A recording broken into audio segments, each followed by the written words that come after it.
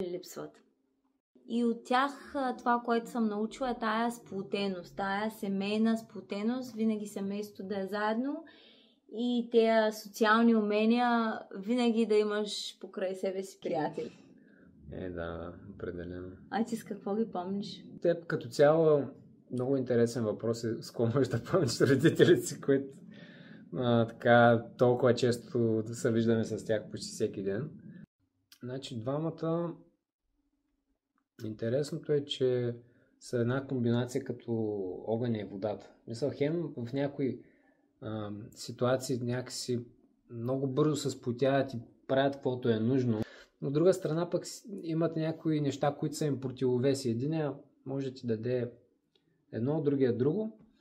И аз това, което си мисля за майка ми, ако трябва едно нещо да кажа, което наистина ми е дала, е свързано с нещо, което всъщност аз не помня. Като малък съм ходил при нея и съм казал, че много я обичам. И целувал се ме. Тя си говори с някой, аз си хващам за главата, много те обичам и почвам да я целувам. И после това нещо съм го забравил. Нали? Тя някакси с умиление и с съжаление каза как, нали, това в момента явно и липсва, че не се случва. По този начин, може би. Но това, което си мисля, че тя ми е дала, е, че благодарение на тая любов, която аз съм имал към нея, всъщност тая любов мога да имам към живота и към всичко, което се случва покрай мен. И аз си мисля, че до голяма степен тая стабилност идва от тая любов, която може да дадеш и си я получил и виждаш, че има. Защото това дава така огромно доверие, когато знаеш, че те обичат и че ти можеш да обичаш. Ами в тая връзка аз ще продължа твоите думи, да кажа, че благодарение на тях двамата, на мама и татко, на цялата тая любов и подкрепа и грижа, която те винаги са имали към нас, ние сме били много обгрижвани като деца. Това, което сме получили от тях, сигурно много малко деца получават толкова от родителите си. Сме щастливци.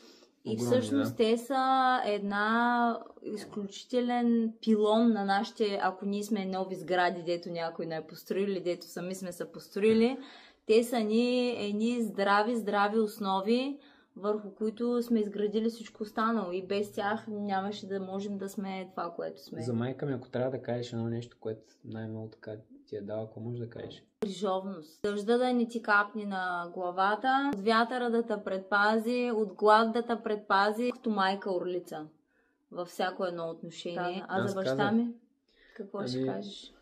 Той всъщност това, което съм получил от него, пък може би в по-късна възраст съм почнал да го оценявам и да го разбирам. Това как да си запаля огън, стрелям с лък, да се катеря, като в последствие в по-късните години ме учи как да ставам строител. Мога да се каже, че идва от него и това, че той ме е вдъхновил в определени посоки да мога да се справя. А ти? Татко ще кажа, че непоколебимост и смелост. Никога да не се отказваш, ама никога. То няма начин да няма начин. И смелост, въпреки каквото и да ти се изправи насреща, че трябва да се справиш. Няма нещо, дето да те спъне и да паднеш. Ако паднеш, ставаш и продължаваш. Не знам дали имам друг жив пример в живота си, по-силен от баща си. Като последно, за завърших, ще кажа, че сме имали благословията да имаме такива родители, които са ни дарили с наистина много. Това, което са научили, наистина е едно огромно богатство, с което са ни помогнали да станем тези личности, които сме. Въпреки, че сме много различни от тях, носим много качества от тях, но същевременно сме много различни от тях. Ние ви приемаме такива, каквито сте. Нямаме никакви претенции към вас, защото ние сме малките, а вие сте големите и ви благодарим, че сте ни родители.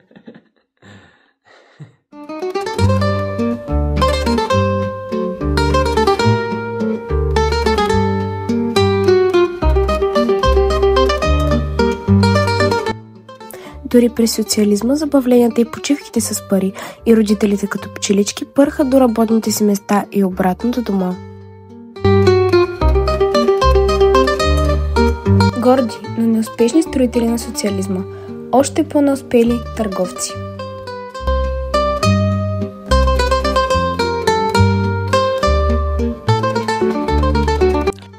Но но доволни икономически емигранти в Англия и осъществени строители на семейната кооперация на фамилия Баеви. И големите мечти да създадеш нещо добро за повече хора, не само за семейството.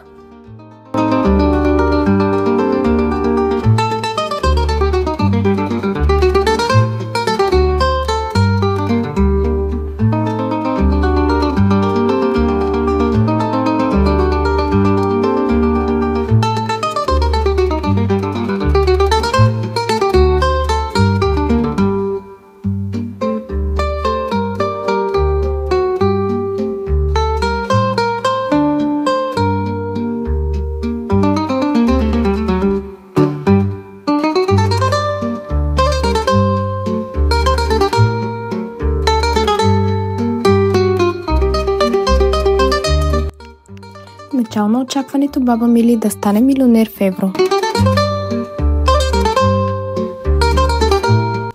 Любимите баби и дядовци, с благодарности за тяхната доброта, любов и всеотдайност към нас, децата им, внуците им, правнуците им и към техните приятели и роднини.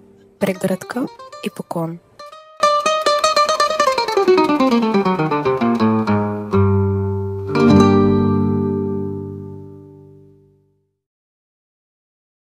Благодарим ви за цялата искрена и дълбока любов през тези щастливи 50 години.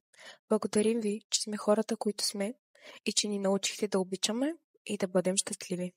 Бог да ви закриля поне още други 50 щастливи години заедно. Поклон и дълбока признателност. 20 ноември 2004 година. Мариана, Милена, Добрин и Веселин.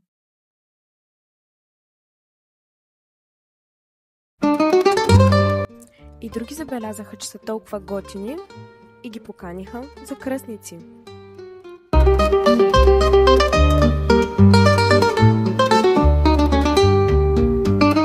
И сватбите започнаха. Една, втора, че и трета.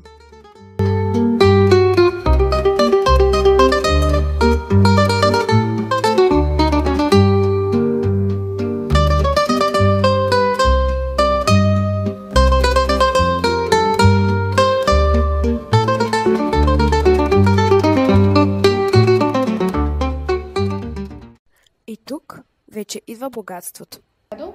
Скъпи мами, тято, Ние, вашите внуци, които сте отгледали с много любов, уважение и голямо търпение. към някой повече отколкото към други, сме тук за да вършим този клип, Като ви върнем назад във времето, и ви припомним щастливи, понякога тъжни, понякога луди, спомени. но завинаги останали в сърцата ни. благодарим ви за това, че ни приехте като ваши внучки. Благодарим ви за вкусните козбички, които ни готвите. Благодарим за това, че ме научихте да чета. благодарим за, че ми купувате това, което ви помага. Благодарим за новите неща, на които ни учите всеки ден. Благодарим за помощта преди матурата по математика. Вие сплотявате семейството. И се грижите за общото благо. Оценяваме вашата щедрост. Подкрепа, Уникалност. Учтивост. честност, Доброта. Обичайте си. Ние ви обичаме. Пътувайте, дерзайте, мечтайте. сбъдвайте мечтите си, грижете се един за друг. Бъдете здрави и се наслаждавайте на момента. Вие сте нашия пример. Едно здраво Любящо семейство. Пожелаваме си и ние да си намерим нашия Добринко. и нашата Мариана мами. Само се надяваме да постигнем успех като вашия. Обичаме ви. Обичаме ви. Обичаме ви. Обичаме ви! Обичаме ви. Обичаме ви.